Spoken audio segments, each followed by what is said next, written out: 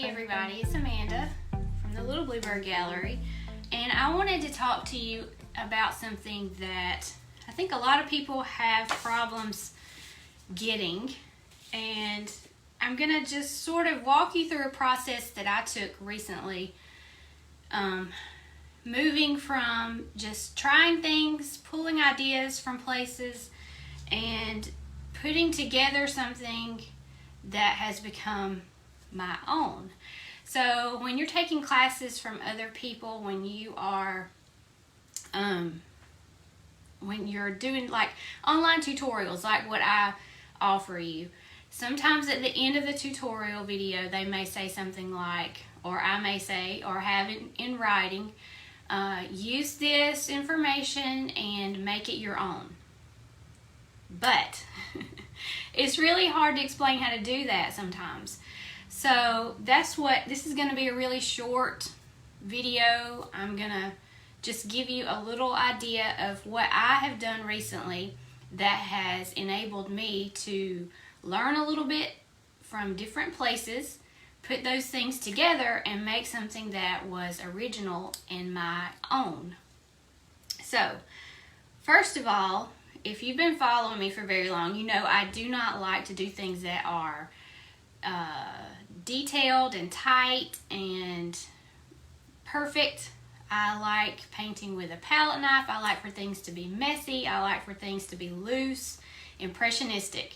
So what happened was I was in a bookstore recently and I found this book for $8.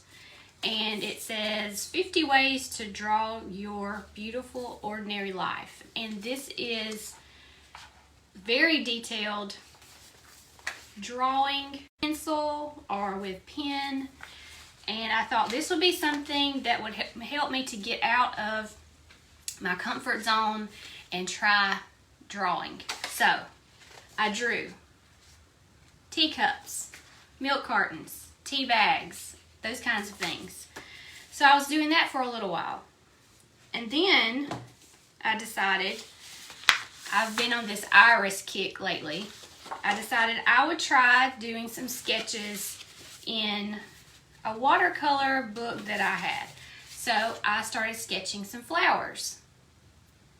Okay, so my drawing book that I got at the bookstore led me to trying something like this.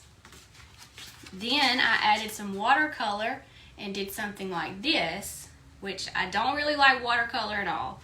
But the drawing book led to sketching, the sketching led to the watercolor, and then I saw some beautiful roses that another artist was doing in watercolor over on Instagram. And then I saw another artist who was doing some really pretty peonies in acrylic. And then I started thinking about how I like painting roses. I like painting with acrylics. I like painting and making things look really textured. But what I really liked about this was that white background.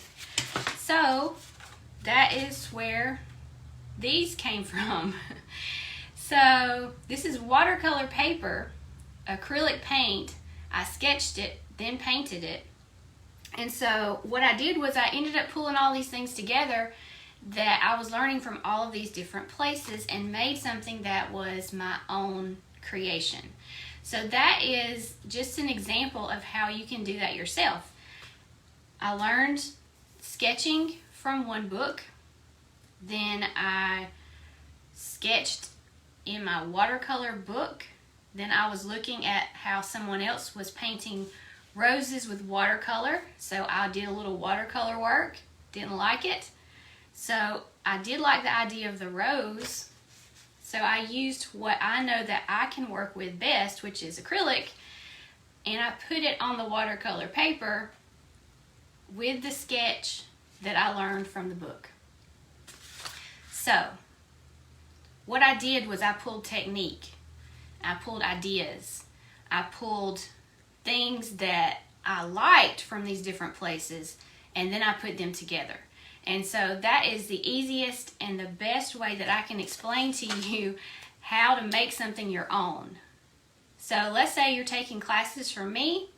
You may be following another artist on Facebook. You may have gone to the zoo and seen some kind of animal that was really pretty and you took pictures of it. And you also like watching nature shows on television, and maybe you enjoy drawing.